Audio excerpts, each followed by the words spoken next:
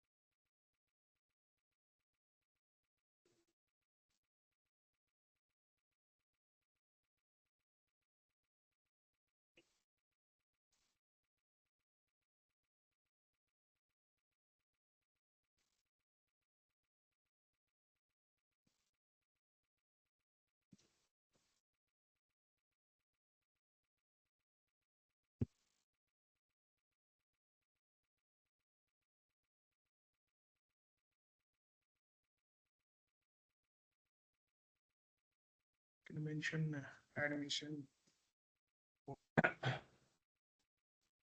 Animation.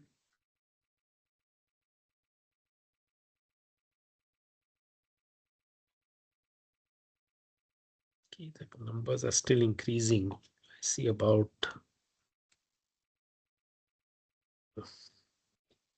40 people. Yeah, it's increasing by the minute.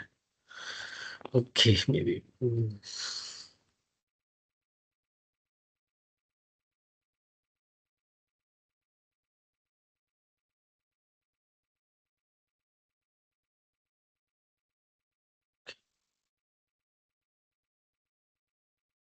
Okay, I suggest let's start. I hope you can hear me. Um, so hi, I'm Nilesh. I'm the chair of the ECE department and a faculty of Good the evening, sir. department. So welcome to the Get to Know ECE session, and thanks for joining. Before I start, I'd like to just introduce three students who are research students here in the department, and they're also part of this session, and they'll also be answering any questions that you might have. Okay, so first, hey Shubham, can you just introduce yourself? Hello, am I audible? Yes. Yeah. So hi, I'm Kumar Shubham. I'm a third year PhD student at IISc in EC department. So I currently work under the guidance of Professor Pradosh, and my primary research area has been on machine learning, natural language processing, and deep learning. So feel free to ask any question if you have around this. Okay, thanks. Yeah. Second, Akila, can you introduce yourself? Good afternoon, everyone. I am Akila, and I am a second year PhD student in the SPC lab at ECE Department. I work with Professor Chandramurthy, and my research topic is mostly about massive machine type communications and medium access protocols and 5G and beyond communications. Thank you. Thanks. Arti, Hi everyone, I'm a final year PhD student in the Next Gen Wireless Lab EC department, and my PhD advisor is Professor Nilesh Mehta. My research focuses on the analysis and optimization of Wi-Fi access protocols, where we focus on analyzing throughput and delay and optimization of these new protocols. Thank you. all right. Okay, thanks. Yeah. So here's the plan for today. Basically, I have a fairly short presentation, about 10 slides, no more, where I'll just tell you a little bit about IASC, a little bit about the department, and also a little bit about the research interviews. Also give you pointers to where you can get more information. But I think the main reason we're having this session is to answer any questions you may have, any doubts you may have. Feel free to raise your doubts. This is the opportunity for it. And I request you, once the presentation is over, if you want to ask a question, raise your hand using that Teams hand button, and then I'll call out people based on that. All right. So do feel free to ask. This is why we are doing this session. And also I forgot to mention, we are recording this session so that later we can put it on the website and have other people also look at it. Yeah. So this is getting recorded. All right. So let's get started. I think IAC, I assume you know all about IAC. You've seen it, you've heard about it. This is the premier university in the country. It has close to 115 years of history. It's known for its research as well as the alumni, which is you people when you graduate from the institute. And it's about 25 plus master's programs, 40 plus departments spanning all areas of scientific inquiry and engineering, close to 500 faculty and more than 5,000 students now. So it's a true university. And another thing is it's known for its absolutely beautiful campus and the serene environment. If you've ever come here, you will know what I'm saying. When you come here for the interviews, you'll experience it yourself. Okay. Now, it is a well-regarded university. I'm not going to talk about the rankings, but you would have heard about IISc in the news under various headlines, NIRF or national rankings or world rankings. So in terms of the department now, let me just spend a little bit of time here. The department is about 22 faculty members. You're seeing their pictures here and also some honorary faculty. Department completed about 75 years, a couple of years back. So it's more than 75 years old. There are many areas of research in the department. I've just highlighted 6 broad areas. One is communications in general. The other is networks and control. Third is signal processing, machine learning. Fourth is photonics, integrated optics. Fifth is nanoelectronics, VLSI, and also quantum now. I forgot to mention that. And the third is RF circuits and electromagnetics. I do encourage you to go to the website of the department and also the websites of all the faculty members to learn about what they're doing. Each one specializes in some area or areas, just to familiarize yourself with who you would be working with if you're admitted to the research program. I do want to add, it's a very strong department. I think one of the not just nationally, but also globally. I think if you look at how many IEEE fellows are there or how many fellows of the Indian science academies and engineering academies are there, I think the numbers speak for themselves. So I think it's a very, very strong department with a strong focus on research. In terms of research topics, I gave you 6 broad umbrellas. Let me now dig down into them a little bit more. So I've classified them into 3 buckets. The first bucket is communication and networks. The second is signal processing, machine learning. The third broad bucket is RF, applied electromagnetics, photonics, and general quantum devices and circuits. So in terms of communication networks, wireless communications, 5G, 6G, all of these are big focus areas. Integrated sensing and communications, which is an upcoming area for 6G. Coding theory, information theory, very traditional but very important topics in communications. Visible light communications, quantum communications, networks. In a very broad sense, this includes data center networks, Wi-Fi networks, social networks, and also radar broadly now, which is gaining in prominence more and more now. The second bucket, signal processing, machine learning. The topics would be like signal processing for communications, compressive sensing, topics related to image, video, vision. It could be 3D images, 2D images, videos, 3D images, 2D videos, 2D videos, 3D videos, and so on. Graph signal processing, broadly machine learning, which includes several things under it. For example, reinforcement learning, multi-arm bandits, or data-driven algorithms, and so on. broadly AI, also digital health. Okay. And the third is RF electromagnetics, photonics, and quantum.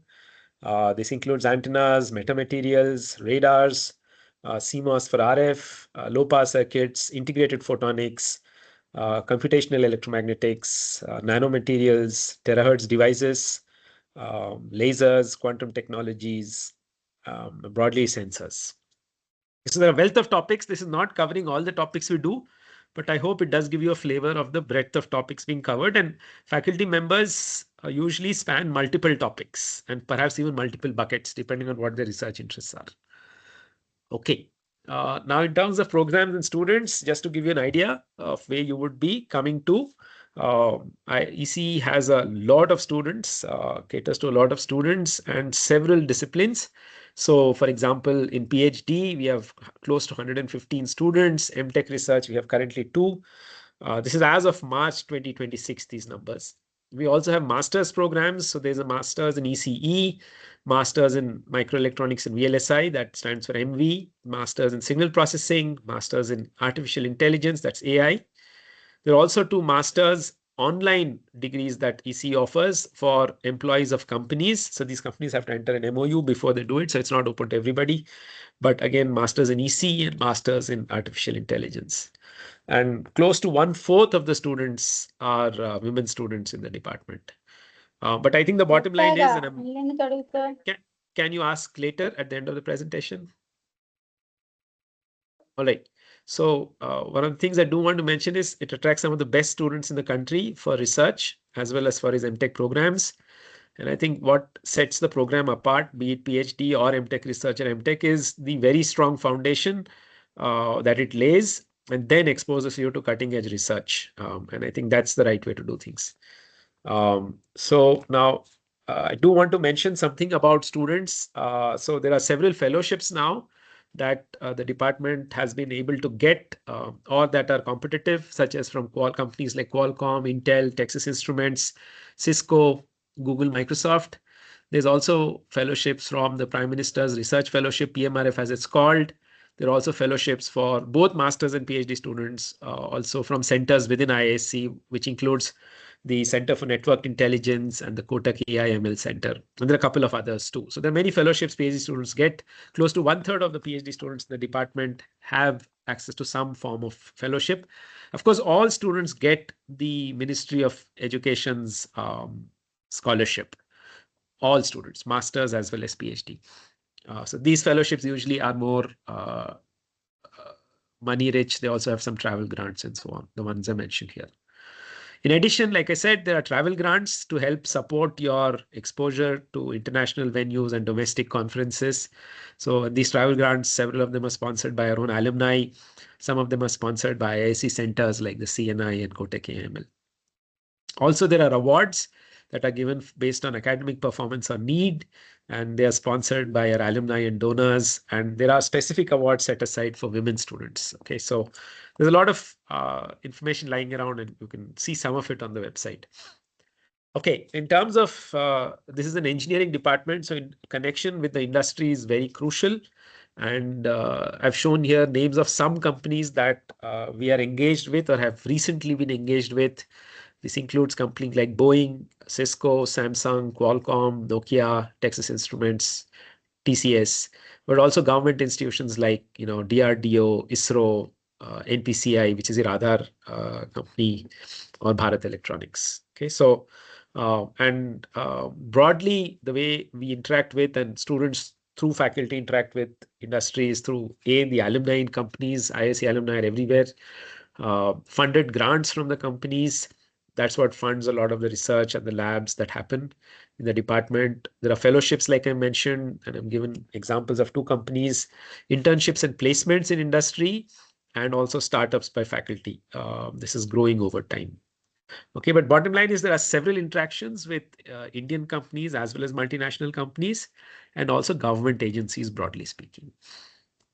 Okay, I'm almost coming to the end of the presentation now, and then we'll open the floor for questions. So in terms of about the research interviews, here's I've given the URL at the bottom of the slide. Or you can just Google it. You will find all this information on that and also more information. I've tried to summarize it in one slide.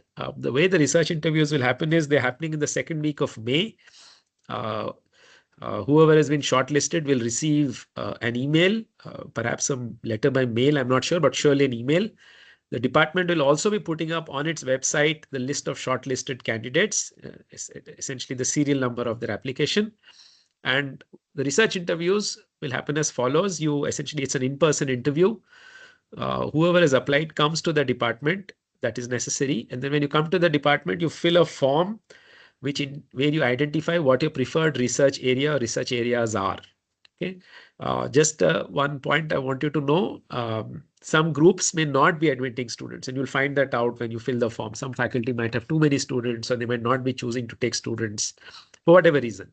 So broadly, you indicate what your broad research areas are, and that will help determine also how the matching between faculty and students, admitted students, happens. Then the interview starts, and in the interview, the first thing that will happen in the interview is that you have to answer questions in two basic areas of mathematics. You're given a choice of 5 areas. I've mentioned them here in the slide: calculus and differential equations, matrix analysis and linear algebra, Fourier, Laplace and Z transforms, probability theory and random process, discrete mathematics. This includes combinatorics and graphs. So among these 5 topics, you have to choose 2, and you will be asked questions on it. The goal of this exercise is to assess whether you have the fundamentals required to answer questions that are thrown at you. The committee is not looking at whether you can memorize results and then just parrot them out. What's important is if you give me a result, you may be asked, hey, what is the proof of it? Why is it true? And so on. If you just say, this is what I read in my textbook, I think your interview is not going to go well. You may also then be asked, depending on what the committee feels, questions on your selected topic, or at least slightly broader than that. Okay? But that's up to the committee. The committee consists of multiple faculty members. All right. But in any case, please see this website. We will be updating it in the next few days, or the next few weeks, I should say. So just periodically check it, and you may find some useful information. All right. So with that, I think this is my last slide. I'll stop now, and I'll open the floor for questions. Let me stop sharing. And if you have questions, kindly do raise your hand in Teams, and then the floor is open.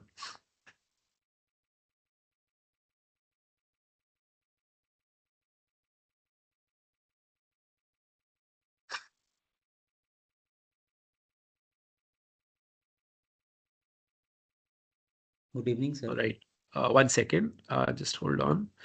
Nalla Pallavi, I see you've raised your hand. Please just unmute yourself and ask your question. Okay, sir. At first, thank you for this initiative. Nalla, slightly longer, slightly louder. Okay. Okay, Thanks. sir. I'm saying that thank you for this initiative at the first. Okay. My question is that I'm interested mostly towards VLSI, and most of my UG project were like that I have done in my BTech, and my internship projects were mostly closer to VLSI field.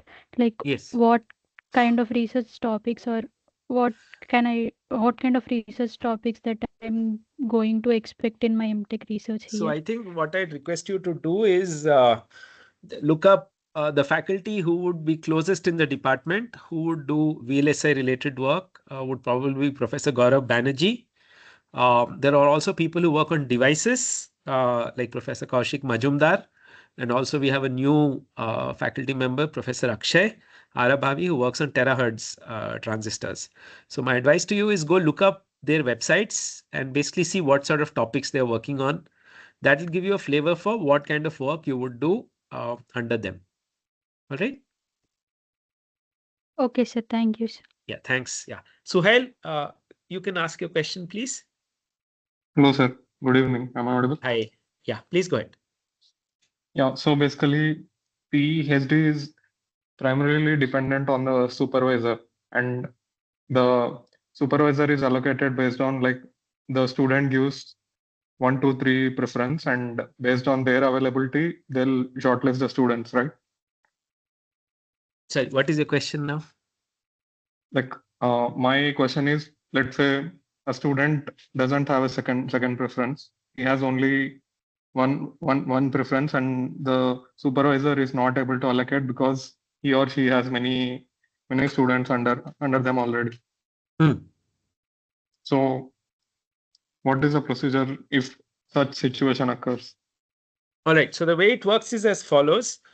When we admit you, it's the department's responsibility to make sure that you will get at least somebody who's working in your broad area. All right. Now, if in the interview you convey the fact that you want to work with only one person and no other person, and if that person, when we sit down and shortlist students, says I don't want any other students, then there is no point in giving you an admission. So then you will not be given an admission offer. If, however, you indicated an area, say you want to work in wireless, and there are 4 or 5 faculty who are in wireless, and then among the faculty, you will get somebody or the other broadly in wireless. Now, the way the process works is you are not allotted a guide when you join. You will come here, you will meet faculty who work in the areas of interest to you that you've indicated. So, for example, if you've said, I want to work in signal processing and machine learning. So then there are 4 or 5 faculty who are in signal processing and machine learning. You would go talk to them. Can you please mute yourself? Okay, so Kavya, can you mute yourself? Ippudu.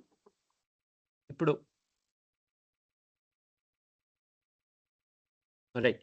So I was saying there are what was I saying? Yeah, you would meet the faculty in SP and ML if that's your area of interest, and then talk to them. They would also talk to you and assess. And then essentially you would give an order of who you'd want to work with, and the faculty will also indicate the preferences, and the match will be made. That's essentially it. So it's essentially, so long as you are ready and your advisor or your potential advisor is ready, usually the pairing will happen. Okay. Does that answer your question? Yes, sir. Thank you. Thanks. Yeah, thanks. Purvi, please go ahead. Hello, sir. Am I audible? Yeah. I just wanted to know, in MTech research program, if my interest is the machine learning set of research, what would be the core courses I would be required to take for a research program? I wouldn't be able to answer that upfront. Hey, there's a lot of road noise, I think, that's coming. Just mute yourself, Puri. I'll answer your question. Thanks. So essentially, my advice is, again, the right way to answer questions related to research is think about who your guide will be. Okay. And then the guide will advise you on what your coursework should be and what the line of action is. Because MTech research also, you have some courses you have to do. But then a bigger component of MTech research would be that you would have to work on a research project and then write up your thesis and defend it.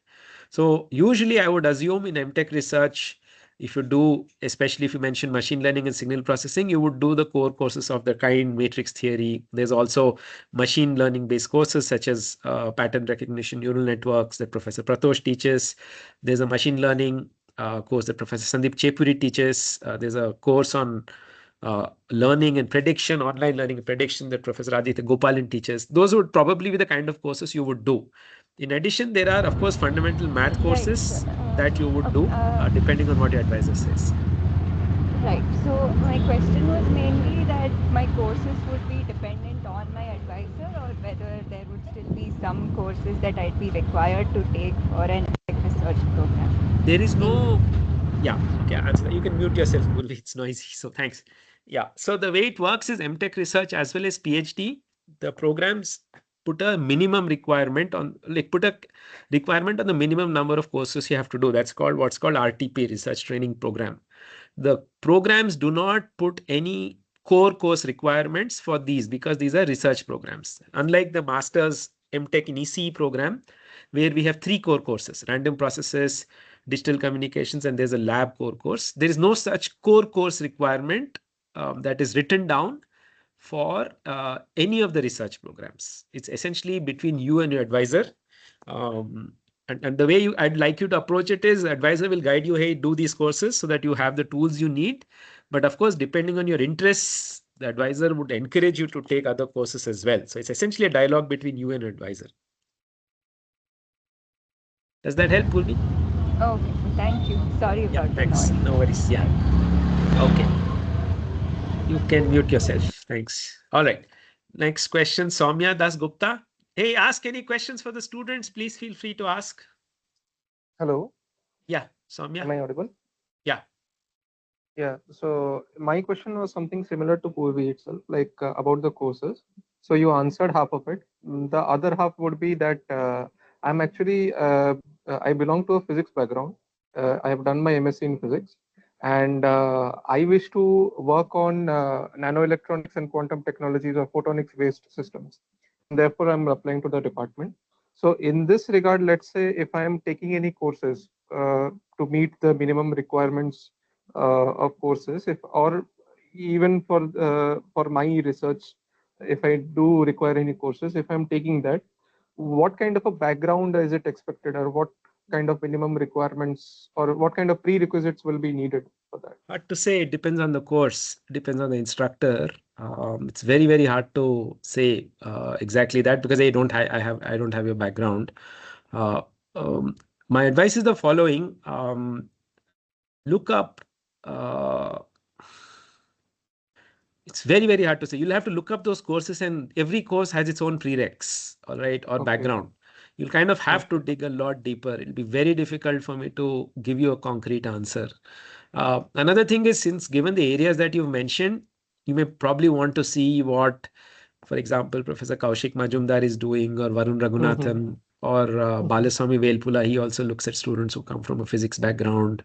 These three surely do, maybe Akshay as Arabhavi as well. Look at their websites, see who you want to work with, Yeah, and then actually, you would get an idea. I was interested in Dr. Kaushik Majumdar's research. I Right. have studied on it a lot. So because of that only, I actually applied. And yeah. Yeah. So it'll depend on the courses. It's very course specific. Yeah. Okay. Okay, fine. All Thank right. you. Thanks. Sparsh Thakkar. Sparsh Thakkar. Yes, good afternoon, sir. I had a question that the exact dates of the interviews will be informed much later down the process, right? My only concern is that in case there is some other conflicting thing happening, for example, if I'm applying for multiple places and if there is some other interview that has been scheduled on in the same week or something, then uh, will I be able to approach the department and via email and request them for a reschedulement? Or like I understand, since the panel professors need to be gathered and their schedule is also pretty tight, so will it be something that will be set in stone, or will have some room for adjustment or postponement or like some sort of rescheduling? See, the dates are already finalized. I think if you just go to the IISc admission site, you'll see it. If I remember right, it is May. 1 second. I can in fact tell you right now. I should know this upfront, but 1 second. Okay. I think the only the week is mentioned, not the Yeah. exact dates. So the interviews will So happen on all 5 days of the week. Within those 5 days, if you write and say, instead of Monday, can I come on Wednesday? You have to approach the ECE office and they will try their best to accommodate you. No guarantees, but hopefully 90% of the time we should be able to accommodate you guys. Outside the week is not happening. okay, got it.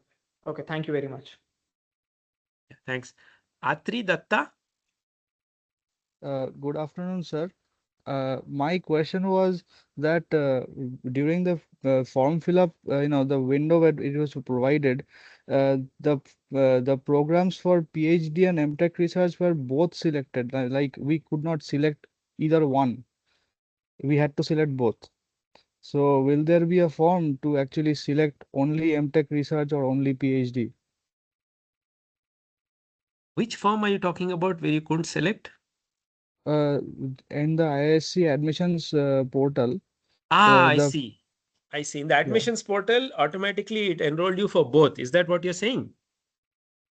Yes, sir. Yes, sir. I tried to enroll only for MTech research, but it enrolled me for both. I see. No, that's okay. When you come here, in the form, you'll be asked explicitly whether you're interested in MTech research or PhD. There's a separate form you'll have to fill. And based on that, things will proceed. And sir, will the interviews for MTech research and PhD be the same? Be the Yes, on for the same panel? Okay, yes, sir. the same And panel. also, yes, sir. And sir, my last question is that I am actually from an electrical engineering background. In our UG coursework, explicitly communication systems were not taught. Hmm. So will it be a setback for me? Not necessarily. See, like I said, in fact, hey, this is a good time. Um, Aarti, what did you do in your interview? Maybe let's open it up for the students, so at least you get some perspective of what happens in the interview. All right. Okay, I'll Okay, mute yeah. myself. Yeah, hi. I don't think it would be a problem because you will be asked to choose one of the subjects from the given five categories, right? So if you have done your master's or bachelor's in electrical engineering, you can choose, I think one of it is transforms, right? Uh, you can brush up your Laplace transform, Z transform basics, and then you can choose that topic. And other, like, for example, I think linear algebra, if you have done any math course, matrix analysis, because these are not, these do not require any communication background. And also there is another course, if I remember, probability, right? Yeah, probability and random processes. So there are three courses which are not actually specific to communication. They are very common for electrical or electronics and communication engineering, and also even other courses. So for an interview perspective, you will not have any problem from your question, because you can choose. I already said three. I think you can choose the others as well. So for interview, you should not have any problem. That's what I think. These are the courses for the math part of the interview, right? Okay, I don't think it's only for math part of the interview. Throughout your research interview, you'll be asked broadly two research areas. So among broadly from these research areas, you'll be asked the questions. So there is no math, there is no communication or core, there is no category apart from this. Thank you. Thank you so much. Yeah. Thanks. Taran? Hi, Dr. Mehta, can you hear me? Yeah, go ahead. Yeah, I actually had a similar question. So, throughout my BTech, I did focus primarily on research in machine learning. But say I did want to expand, so I've got two papers, but say I did want to expand into more of like, let's say, VLSI. Would it be possible, or would it be like a problem for it, or like, something that integrates both kind of like interdisciplinary? No, it's okay. Let me understand what your question is. You want to do, you're signing up for a research. Okay, so you will be working under somebody. You want to work under somebody who does VLSI, or you want to work under somebody who does machine learning, or you want to work under somebody who does both? Both. Okay, so then you'll have to look up who does both and indicate that when you come. Now, I Okay. should tell you, machine learning and AI are tools that most faculty use in their research.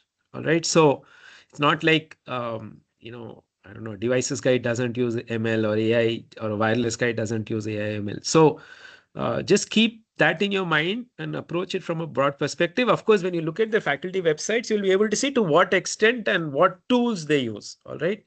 Um, so you'll have to do a little bit of homework. And then essentially it's when you come, you'll have to be clear about what you're looking for and convey that in the interview, because the panel will ask you, what are you looking for? Do you want to do VLSI or machine learning or both? Make sure they understand what you're looking for. If there's some faculty who's interested in that, then there are chances. If there's no faculty who's interested in that, you'll be told right away. All right. Okay. Yeah. Thank you so much. Yeah, I was going through Professor Pratosh's Google profile, so I was just checking everything out. So that's like not really a problem, right? Whether it's like a mixed interest in research versus just No, it's primarily not a going for problem. one. A lot of people, a lot of Okay. things are interdisciplinary now. A lot of faculty work across areas. So that is not the issue. I think the issue is your research interest should align with your guide's research interests. So you come to Okay. me and Got say you want to build a submarine, then I'll not take you. You understand what I'm saying? it. Yeah. Yes, I That's understand. about all it is. All right. Yeah. Okay. All Thanks. right. Thank you. Akash Kumar. Good evening, sir. Yeah. Myself, Akash Kumar. I just want to ask more about MTech research. And in this course, what is the compulsory in this course we have to do? Search, yeah, all three are based. There is no compulsory course, like I said. You have to do a minimum number of courses. If I remember right, MTech. Do you remember what the minimum is for MTech research? Is it 4 or 6? 12 credits, right? So you have to do 12 credits, which translates to typically 3 to 4 courses, depending on what the number of credits per course is. If it's ECE, mostly it'll be 4 courses. So that's what you have to do. And the courses you choose will be, you will talk to your faculty guide and the faculty guide, and you will decide on which courses to take. Understood? But very important is, I think that's just the preparation for MTech research. After that, your research, or during that, your research problem, you will work with your guide, finalize on a research problem, work towards it. And in the end, you will also write up a thesis and present and defend your thesis. Sir, can I know what is the minimum number of theses should I have to complete? One thesis, no more, no less. Okay. Yeah. All right. And sir, I am also interested in AI ML, but my background is ECE. Then how can I convince the professor to I am interested in AI ML and something more? Hey, Shubham, would you like to answer that? Yeah. Hello. Yeah. Actually, my background is also EC, so I didn't face any such problem in doing research in AML. So in your research interview, you will be judged mostly on your basics. So if you are good in probability and metrics theory, that will give you an advantage. Apart from that, if you have any background in previous research works, or if you have published anywhere before, then that add up to your profile, but it's not like a restriction that you will not be taken if you are coming from an EC background. Okay. Sir, my last question. Sir, my GATE score is almost 500. Can I eligible for sir MTech program also? So there are cutoffs that will be that the department decides on. If you're eligible, you will get a notification about the MTech program. There's a separate interview for the MTech program. So whether you'll get through or not, I don't know. The cutoffs and all are being decided. Once the shortlisting is done, you will hear from the institute in case you're shortlisted. Okay, thank you, sir. Okay, thank you. Shiv Kumar? Hi, sir. Am I audible? Yeah. Sir, my questions are like I have a series of questions mainly regarding the interview and interview process. The first question goes is like like when we talk about the interview, like I have seen there are a few topics like in interview questions asked only based on math. Like the interview panel, will they jump into my domain also? Like now I am applying for PhD after completing my MTech. Okay, so it depends on the panel and what they feel. Some panels may just say we are happy with what we've asked you, and I think we're ready to make a judgment about your abilities and your suitability. Some panels may just stop with the math questions.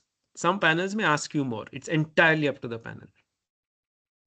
So it is not like they will only stick to the maths problem. They might go into, for example, I'm from a communication background. They might Very go much into so. It's the entirely basics. up to the panel. Yeah, they can ask you also more. It's entirely up to the panel. Okay, it is entirely up to the panel.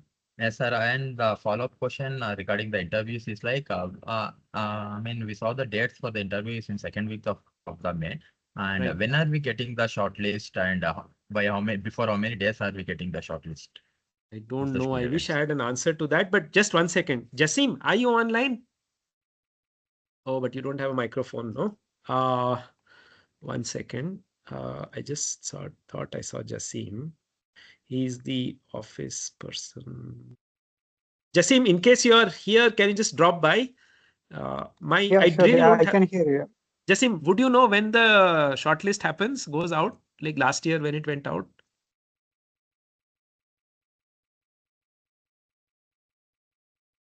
For the interview or after selection? No, selection shortlist. Or like that after the interview within 3 weeks it will go. 3 weeks. All right. So I hope that gives you an idea. Yeah. Thanks, Yes, Yasin. sir. Yes, sir. Sir, regarding interview also, I have the same doubt. I mean, by when are we getting, know that we are get shortlisted? Yeah, honestly, I don't have an So that answer. I'll tell you why there's an issue. The calls are sent out centrally by the institute admissions unit, because as you know, you can apply for up to 3 departments. So there is a central coordination that is done. And so department comes up with some criteria, and then every department comes up with its own shortlisting criteria, and then a common call is sent where you mention, all three. For example, if you tick on 3 departments, you may have interviews on by the 3 departments on the same day or perhaps across 2-3 days. So that I don't have an answer as yet, but I can tell you this much: as soon as the shortlisting is done, the department will also put up on the website the applicants who've been shortlisted. Um, I would not so I don't know honestly when. I don't have insight into that. I think it's 3 to 4 weeks ahead of schedule, right, Jasim? 3 weeks at least. Yeah, 3 weeks. Yeah. 3 weeks, yeah, typically, yeah. yes, sir. I just asked. So, Yes, sir. Yeah. Okay. Yeah, fine. I Anything just else? got the answer for that. Yes, sir. I have one more question regarding that. Yeah, I got the answer for that. I just asked that because I take a lot of planning to reach ISC Bangalore I and know. go back and settle everything. Yeah. I So know. yes, sir. One last question follow up. As I'm about to complete my MTech, will my MTech project, whatever I have been doing now, will that affect anything on the research area which I would work? Up to you. It's up to you, and it's between you and your guide. I think if you're keen on taking it further, you can bring that up during the interview if the panel's interested in it, or you choose the person you're working with. Maybe you're choosing on the basis of that, or maybe you don't want to do it, you want to move on to a new area. Perfectly fine. I don't think it's either way is perfectly fine. Yeah. Yes, sir. Thank you, sir. Thank you for your valuable advice. Thank you. Tushar? Good evening, everyone. I hope I'm audible. Yep. I have two questions. I have applied for the MS research program, but in the presentation, I was slightly surprised to see that there are only two students. What's the story behind that? Is the intake so low, or is it? Yes, I think faculty prefer PhD students more than MTech research students. Doesn't mean we don't prefer MTech research students, but many faculty do prefer PhDs over MTech research. So the numbers are always lower. And my second question, I'm a little afraid to ask it, but I'll just take the opportunity. What do we actually do in the MS program? Are we always, students are always trying to find the next cutting edge technology and working towards it? Or is it slightly laid back? I'm not sure if I'm cut out for this research thing. I've not done anything similar in my undergraduate. So how can I be sure It's that not I laid can back do that this much, I research? can assure you. Research is a lot of blood, sweat, and tears. So it's anything but laid back research, be it MTech research or PhD. Akhila, do you want to say how laid back your PhD is? Same answer you'll get from MTech research. Unfortunately, we've not got a student who's doing MTech research. So I'll request Akhila to answer. Yeah. I think I can answer this question because I also came to PhD directly after my BTech. So I had zero research experience in my BTech. In BTech, I only did a internship, and then I did some project in my last semester. So I didn't have any publications in my BTech. But as then I came here for my direct PhD, and in the first year we have to take courses. Then from the second year onwards, I started looking up different topics, reading literature, and then we decide on the problem. So you have, it depends on your interests, and it is with the current research that is going on all over the world. Like my research is in 5G and beyond communication. So it's not laid back. It's very much enthusiastic. Thank you. Thank you. Yes, I am ready to put in the work, but I just wanted to be sure how much of new cutting edge technology we are trying to figure out. So yeah, thanks for the answer. I think I get it. All right, thanks. Who's next? Shushant?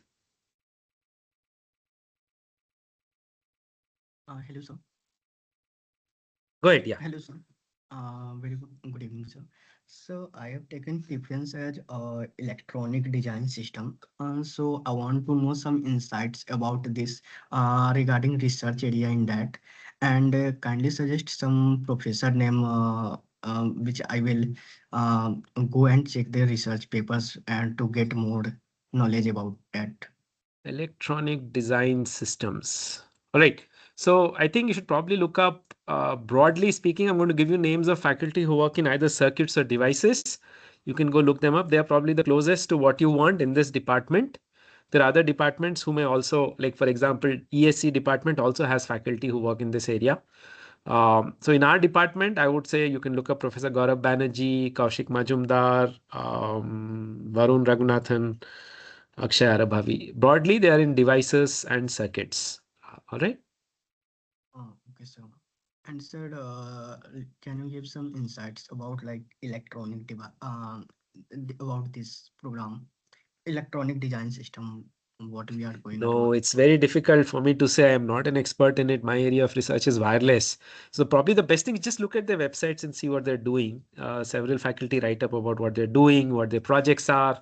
Some of them will even put up their papers. You can look at the papers. You may not be able to follow them. They're advanced material, but you'll get a feel for it. So it's hard for me to explain. Yeah, just look them up and you'll see what I mean. It's And sir, mode of interview will be offline or online? only in person. Okay, sir. All right. Agnishwar? Good afternoon, good evening, sir. So I just have one single question. I have published around 5 papers in my undergraduate career, undergraduate program in quantum computing. So, but right now I've applied for VLSI program in MTech research. So, will that be a problem in the interview process that I will be facing? Any further questions that I No, will be facing no. on? Not at all. I think make sure you convey to the committee what your interests are. And of course, like I said, first you'll be asked in your basic math stuff. Make sure your fundamentals are strong and that you can think.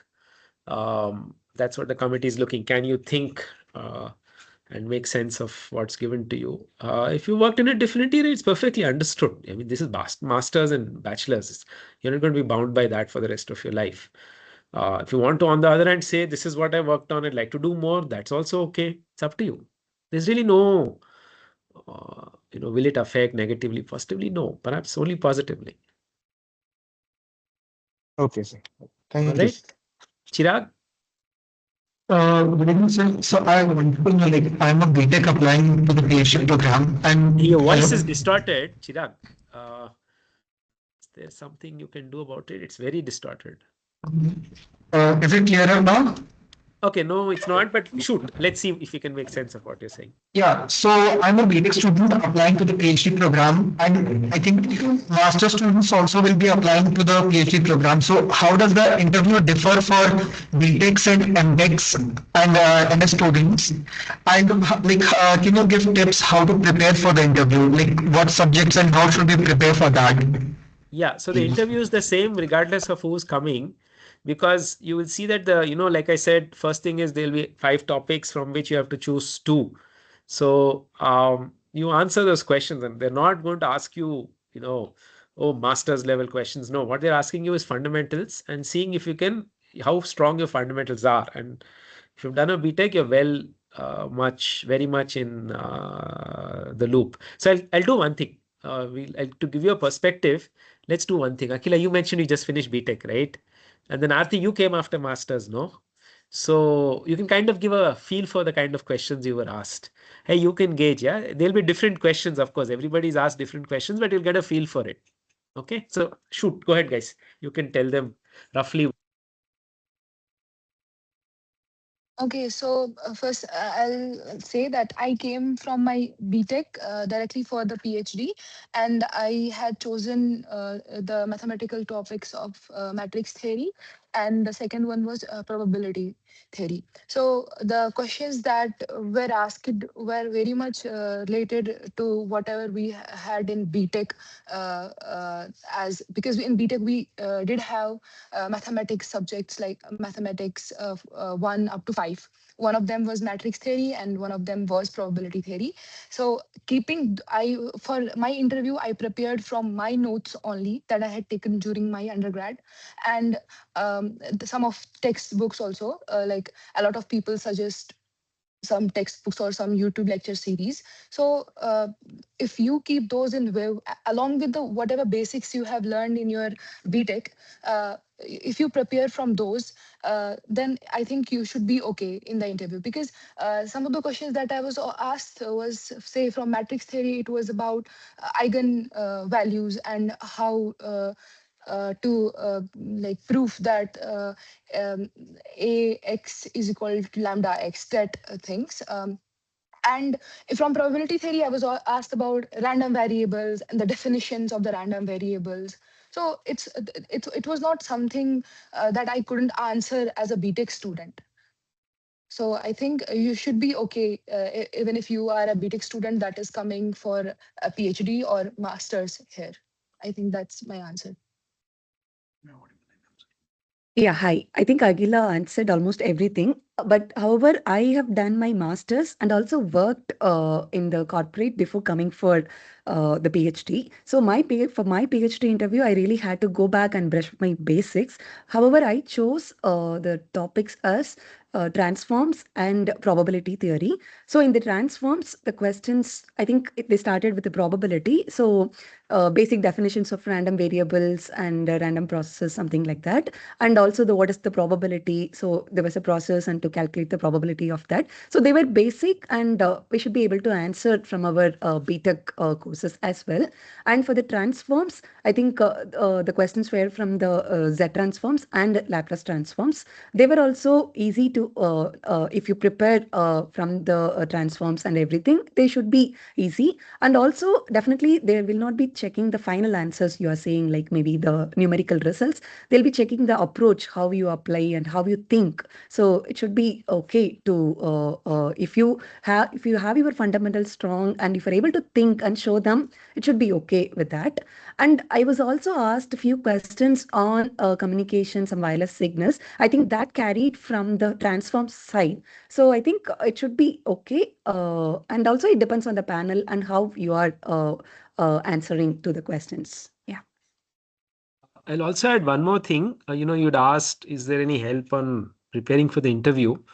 The department had put up a bunch of YouTube videos. I'm not sure if they're linked to the current website, but we'll make sure they're linked. But if you just search for them, you'll actually see students discussing and kind of trying to prepare you for the kind of questions that will be asked in many of these topics. So just look for those videos. We'll also link them up if they are not already there. All right. So that'll give you a better feel for how to prepare. But again, I think the bottom line is the following. What the panel is trying to make sense of is do you have the fundamentals in place? Can you think mathematically? And that's what research is in ECE. And then take steps forward. If you're just mugging things up and trying to spit them out without making sense of them, that's a death sentence. So I think that's what the panel is seeing. So and do keep that in mind and prepare accordingly. You're not going to be asked subjective or cursory, I don't know what they are called, essay type questions, right? Explain what is a microscope. That's not the kind of questions you'll be asked. Okay, I hope you get the gist of it. Yes, sir. Okay, thanks. Nandam, Tejas? Good evening, sir. Can you hear me? Yeah, go ahead. Yeah. Sir, actually, I'm having a education gap. Actually, I have graduated in the year 2022. In between, I have done some work. and prepared for GATE also. Will this education gap affect me in the interview, or You'll is it definitely have to okay? brush up, Nandam. Nobody. So will it be viewed negatively? No. We get many people who worked in the industry and have come back. So this is not at all atypical. Oftentimes people go out after their bachelor's, work in the industry for a couple of years, come back, or go out after their master's, work like Aarti, for example. Hey, Aarti, how many years you worked? She was in the industry for 3 years after her master's. So oftentimes people do bachelor's, take a break, then do master's, then come here. So all of these trajectories are possible. What is important, however, is when you come to the interview, make sure you prepared for the topics. You understand? So you'll have to do a little bit of brushing up. Oftentimes, when you work in the Yes, sir. industry, things get a little rusty. So get rid of that rust. Yes, sir. I Does that help? understand. Yes, sir. And another one question I'm having, sir. Yeah. So, Good. regarding the career opportunities, so what exactly the main difference between the career opportunity in normal MTech and MTech research or PhD? There is no difference between Because MTech and MTech research. Both of you will be graduating with essentially a master's degree. That's what the industry or elsewhere, if you look abroad, if you're looking for higher studies, either in India or abroad or in industry, you're essentially a master's student. MTech research, you will be doing more, it's a more project-based focus. So you'll be doing fewer courses, but you will live and die on the basis of your thesis, which is research, and then you write it up and then you defend it. MTech, classic MTech, like MTech ECE, for example, you have to do many more courses, typically 12, and then do a project, but that's typically for a duration of 2 semesters as opposed, and there's no, like, that's the ultimate thing that matters when you graduate. No, PhD is very different. PhD is a longer commitment, typically 5 years. You will be revisiting what's out there and pushing the envelope forward. All right. yes, sir. The opportunities obviously Understood. will be different because, I mean, for example, if you want to get into academia, a minimum requirement is a PhD. The research labs will look for scientists, but people who do PhDs go to other things too. But yes, the career trajectories of a PhD and a master student at least are different initially. Yes. Okay. You can do one thing, Nandam. See, I do put it on my website, but I think several other faculty also do that. They often mention who the alumni are and where they are. You can look that up and kind of get a feel for where people end up. And yeah. Sure, sir. I will look into that, sir. Yeah. Okay. Akhilesh? Good evening, sir. Yeah. Am I audible Yep. enough? Go ahead. Sir, I have two questions. My first question is that, like you said in the beginning, that upon our arriving there, we have to write research topics we are interested in. So can we mention more than one research topic or Yep. areas? No problem. And there will be separate interviews for all the research areas? No, that one you interview. mentioned? Only one interview. My second question is that, sir, being from ECE background, I do have interest in mathematics. And what is the career scope of ECE background student who has done PhD in mathematics? Who will be doing ECE PhD background student in PhD in mathematics, you should ask the math department. I won't be able to answer that. Have you applied to the math department for your PhD? Yes, sir, I applied. Yeah, That's my so second preference. that you'll have to talk to. What I can certainly say at a higher level is ECE does use a lot of mathematics. I don't know if mathematics uses a lot of ECE. But what is the career trajectory of a mathematics PhD who has an ECE background? Ask the math guys, man. I won't be able to answer it. Okay. But ECE has a lot of math. If math is of interest to you, I Yes. mean, all the subjects, I mean, period, all of them. I mean, not just, communication theory, Like I information said, theory, a coding candidate theory, who has devices, done everything. like a Yeah, candidate good. who has done all his bachelor's and master's in mathematics and PhD also, then he'll be preferred. For a math faculty position, no. No, sir. Suppose there is one position and a candidate who has done all bachelor's and master's and also PhD from mathematics. And if I do PhD in mathematics from ECE background, then obviously he will be preferred over me. I'm not so sure. I think you're generalizing. It depends on what you've done, what work you've done. People routinely change backgrounds. People go from A to B, B to C. I don't think so. Bottom line is, what have you accomplished? That's what matters. And how well do you know your subject? That's what matters. Okay, sir. I think more the background is an enabler. Bottom line is, at the end of the day, if you're calling yourself something, you've got to prove yourself. All right? And Okay, sir, thanks, last Praveen. question, sir. Oh, yeah, go ahead. How many research topics we can mention, sir?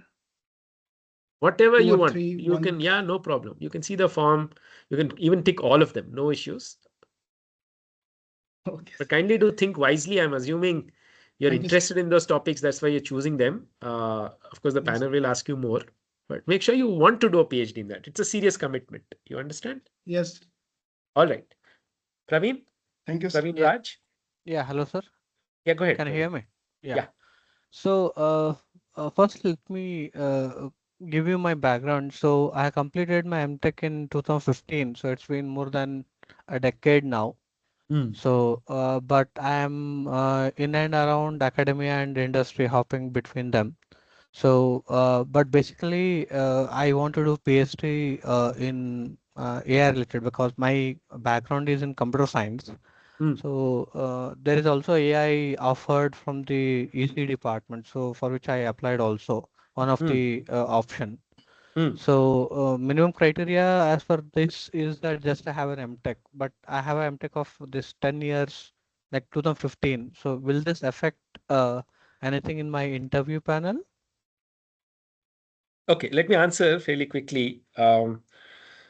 Brush up on your fundamentals and make sure you can answer the questions in the basic topics of mathematics that you're asked. That you will have to do regardless of what your background is. Okay. Okay. If you do well, then wonderful. Then things proceed. You don't do well in that, of course, panel will just move on, right? Okay. Now, I didn't quite follow what you meant by after masters. You were jumping around in academia and research. I didn't quite follow that part. Academia and So industry.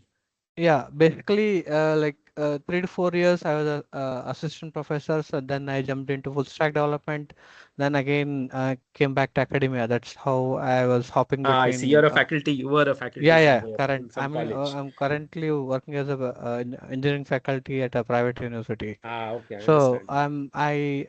in this scenario, and moreover, if you look at my like MTech completed in 2015, so I have a bit of a age gap, like 30 plus I am.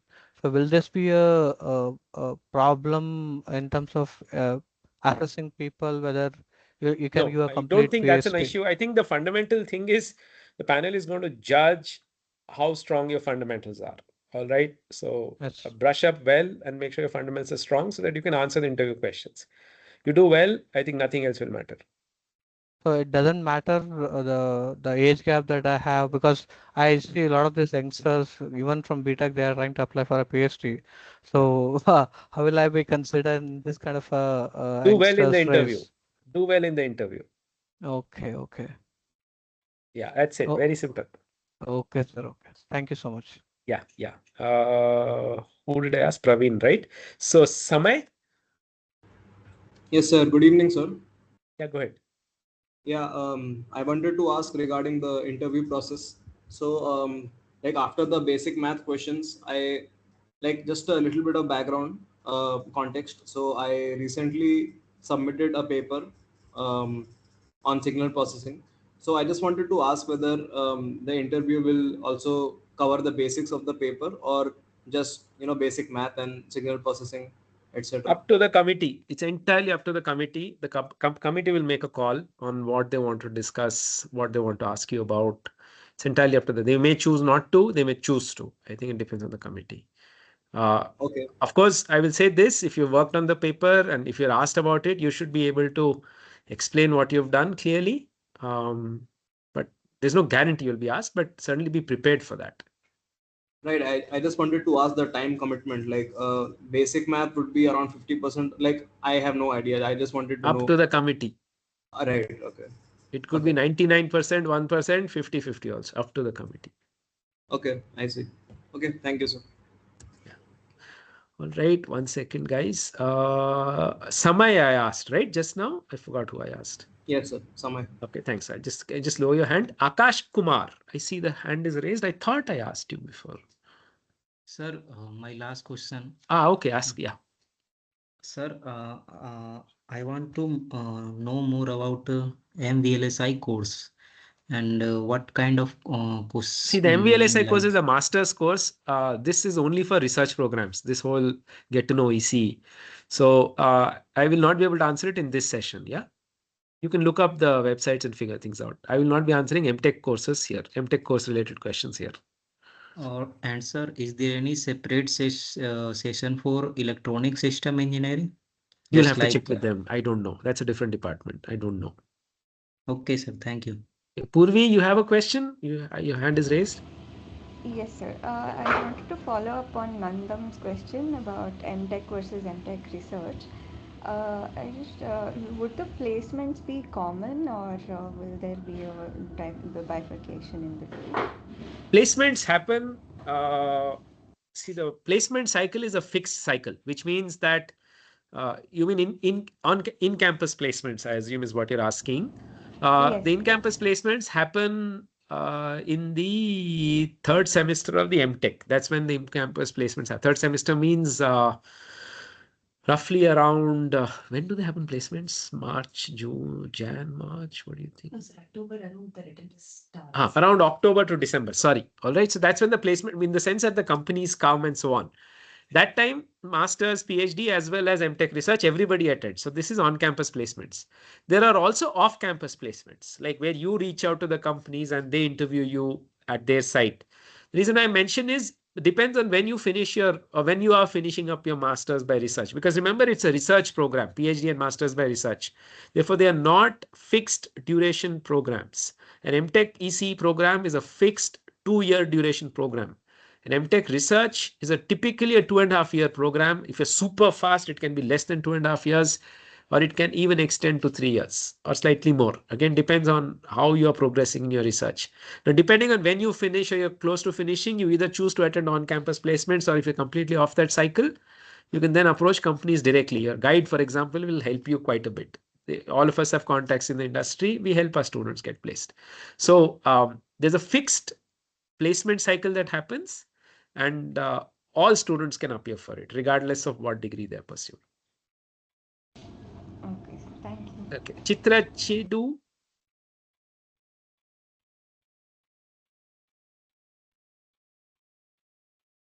Chitra Chedu, can you unmute yourself?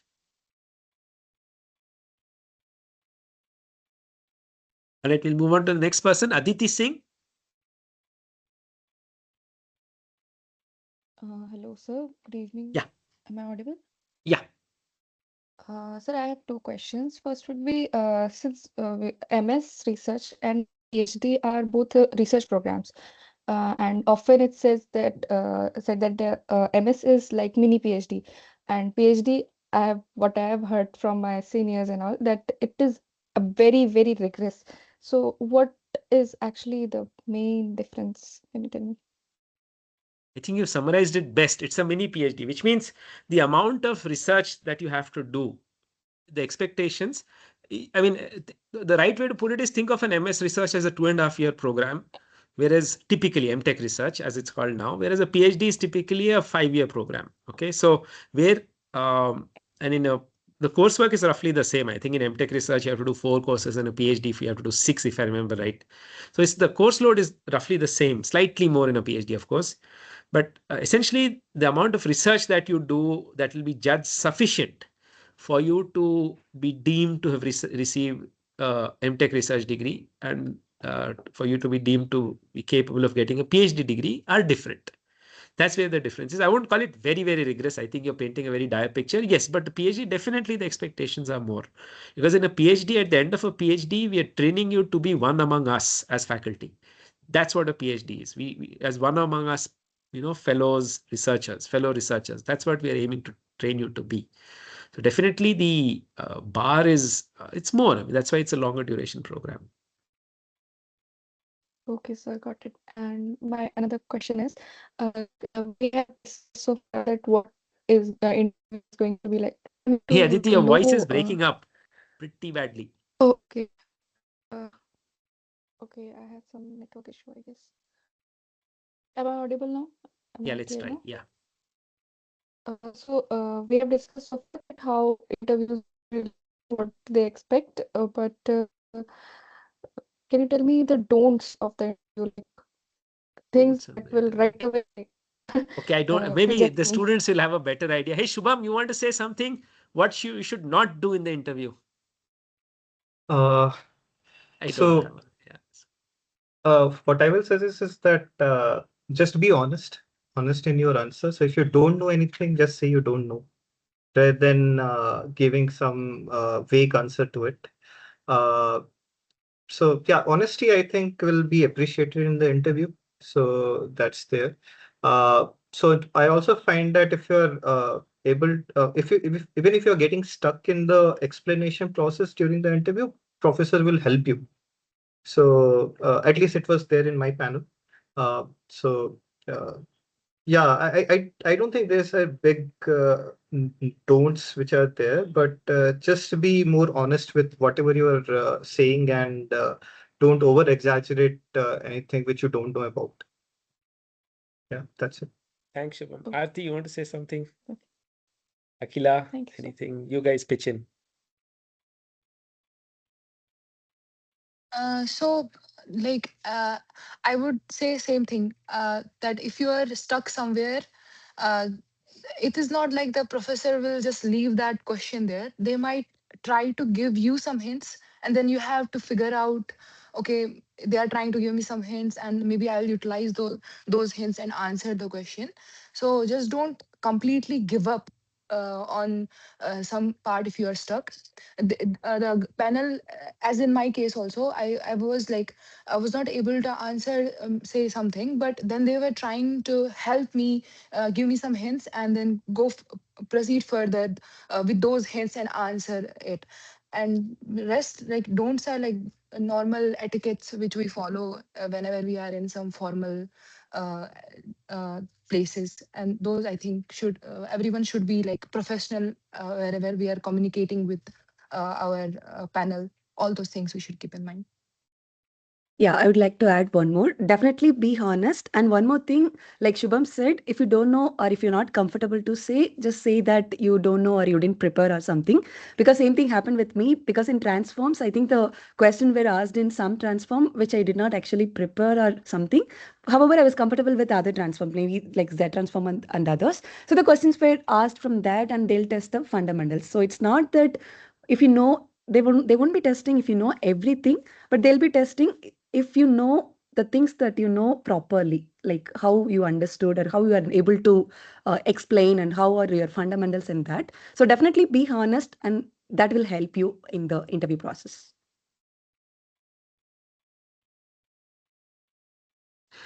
So I hope you've got a perspective. One thing I'll add is don't give up. Yeah, so fight. That's what the inter is. So the committee panel will push you, and then we'll see how far you can go with that. Okay.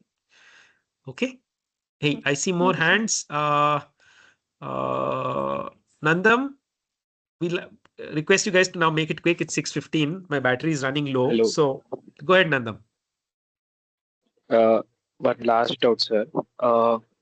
So suppose I have a project idea which I haven't framed it properly due to lack of prerequisite skills or prerequisite lack of knowledge and lack of skills, but I have an idea. So can I put this in an interview? You can try. I think first and foremost, unless and until you clear that math part, nothing's going to happen. That's very clear. Um, you can try present. You can definitely talk about it or try to talk about it, or ask the panel if they're interested. If they're interested, they'll hear about it. But do remember one thing. A lot of what you will do will be a function. There's a lot of learning that happens before research happens. Okay. And the learning will come to you through your courses, through your interaction with peers, and then the problem that you do in your PhD or MTech research will germinate. Okay, so if you have an upfront idea, fantastic, but don't assume that that'll be the thing you should be doing, or that your advisor would be interested in. So go in with an open mind. You definitely are welcome to try to pitch it to the panel. The panel may listen to you, may not listen to you. But if you want, if you're convinced about its innovativeness or whatever, definitely go ahead and try to pitch it. And so then it's up to the panel to be to make a call. All right, but go in with an open mind. All right. Sure, sir. Okay, Shayan, Roy. Yes, sir. Hello. So, hello, am I audible? Hey, your voice is very, very, very low. Hello, hello. Hello. Hello, now am I audible? Okay, let's give it a shot. Yeah. Okay, so I'm actually from the computer science department and as someone told me, I'm pass out of 2023 and I'm working actually.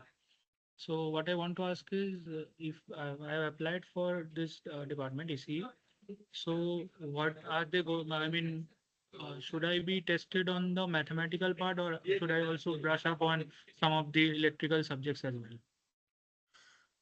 The mathematical part for sure. And what topic do you want to do your research in? What area you would Mainly on like to work in? IoT related, secure IoT systems. Okay, so maybe you want to brush up on that if you want to work in that area. Because If you I say, have a BTech, I mean, in my BTech major project was on a IoT based system, and I have a research paper on that. yeah, so then I would say, well, if you're interested in that, brush up in that. Of course, you may be asked by the panel about what you've done in your BTech and whatever, so you should be able to explain that clearly. Do you need to brush up on other electrical topics? No. I mean, outside of my domain, I need not Outside of your domain, meaning? I mean, in the electrical part, because I'm mostly working with in a software company. Among those 5 topics, you will have to ace 2 of them. You get to choose which 2, and then you'll have to do well in that. And then anything more, it's along the areas of research you express interest in. Okay. Another question is when I applied the program is reading PhD or MTech research. I mean, what will I be considered? I mean, you will convey that. You will indicate in the form what you're interested in. But okay, but in the form, I think this is a separate form. Allowing... This form will come when you come on the day of the interview. The department will make it. Achha. Okay. All right. Okay. Okay, guys. Vishnu, any questions?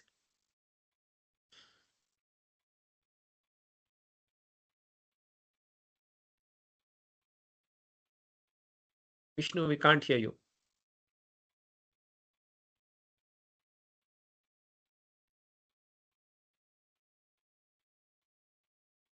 Okay, we can't. Shiva Kumar, any questions?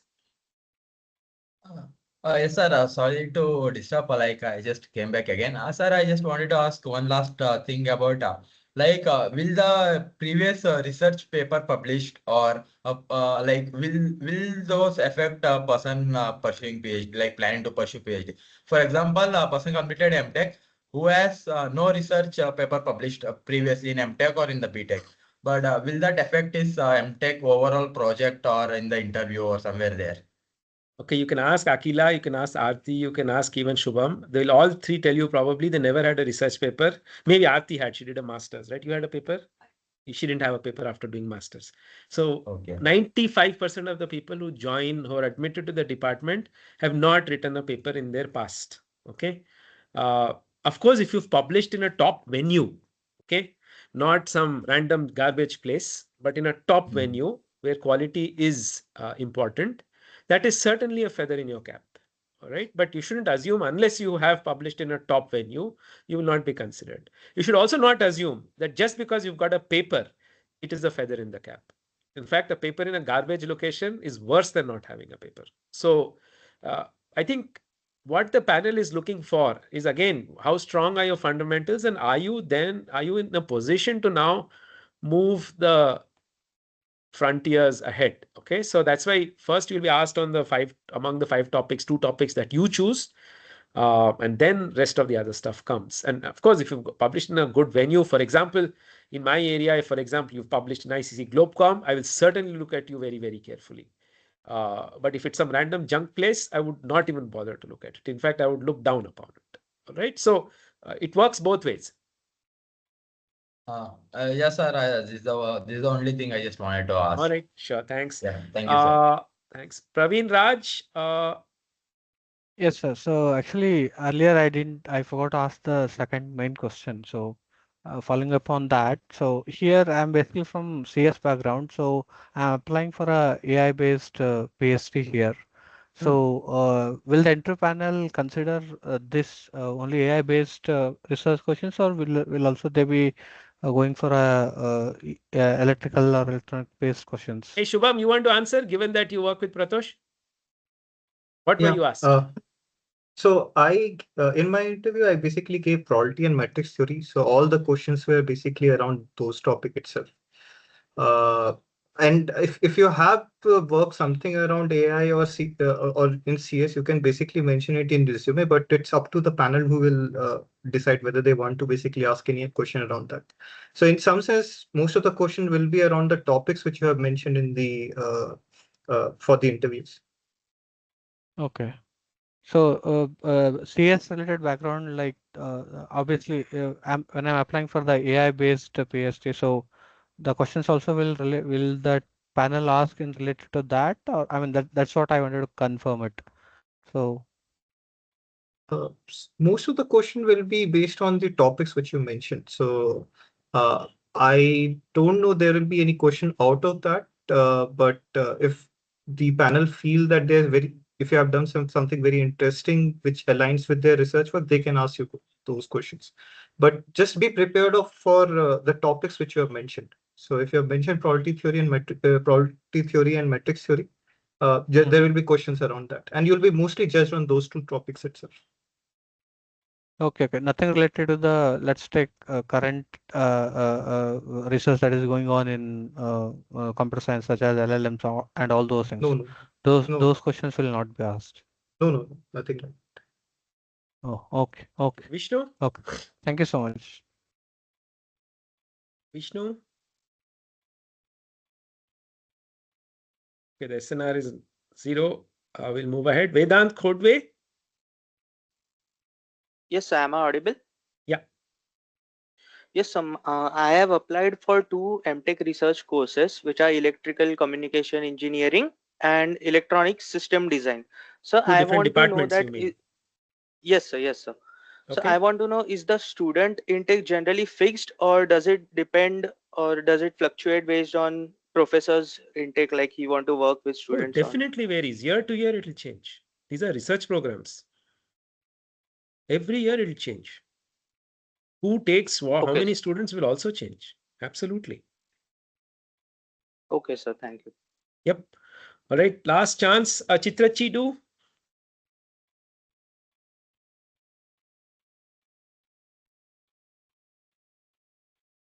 Again, we can't hear you.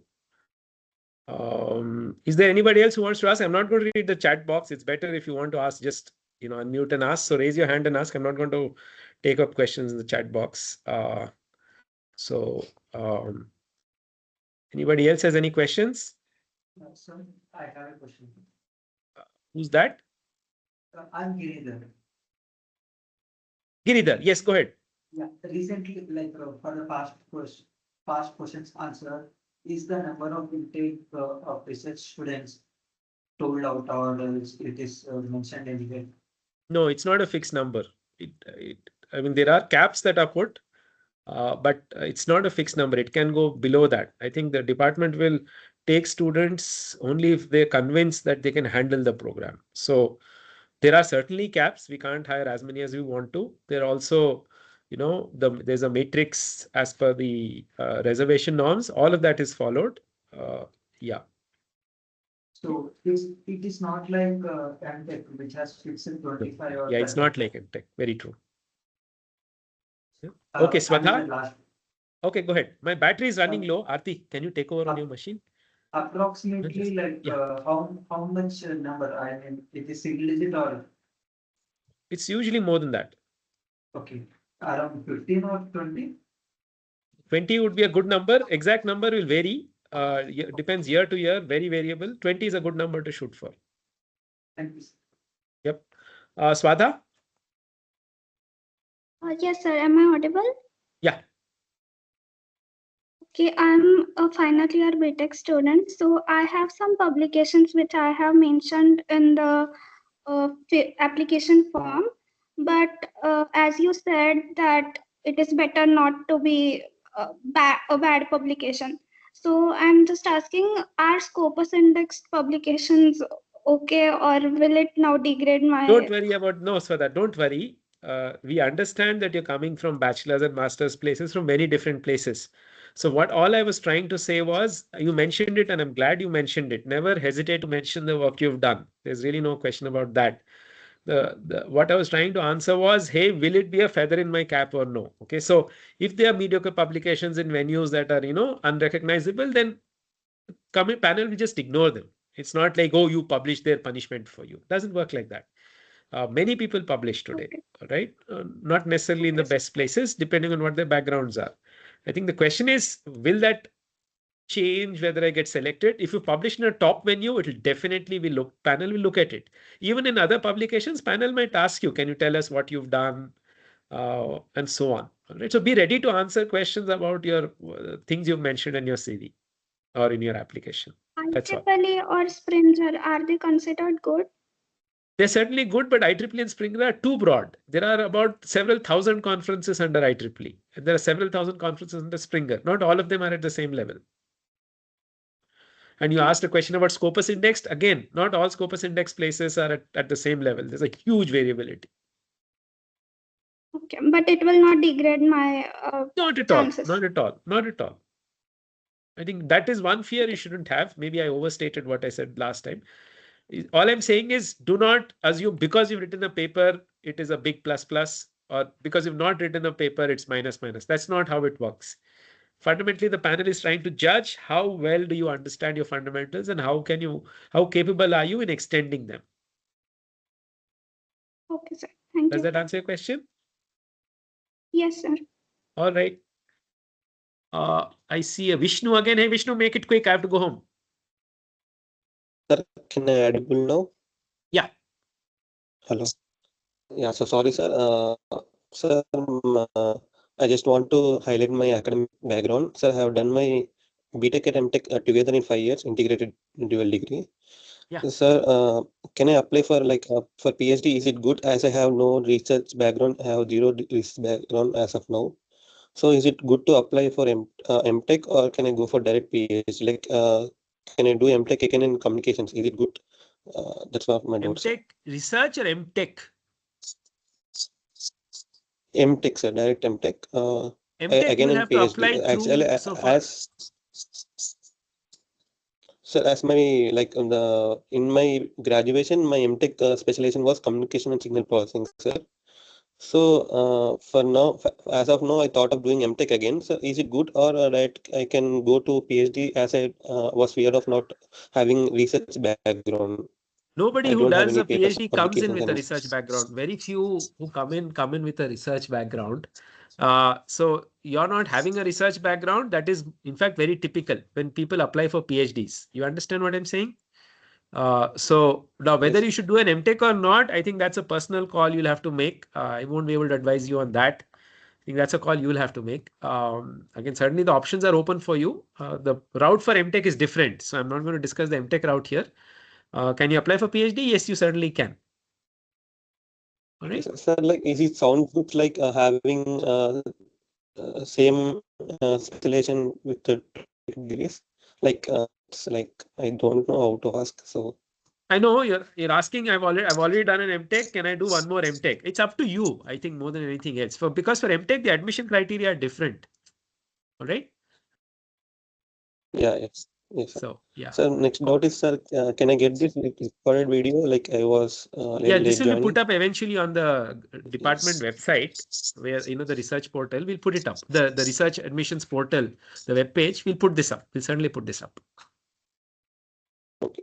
Thank you. Thanks. Yeah, I think with this we'll close now. It's 6:30. Well, thank you for all your questions. It was wonderful.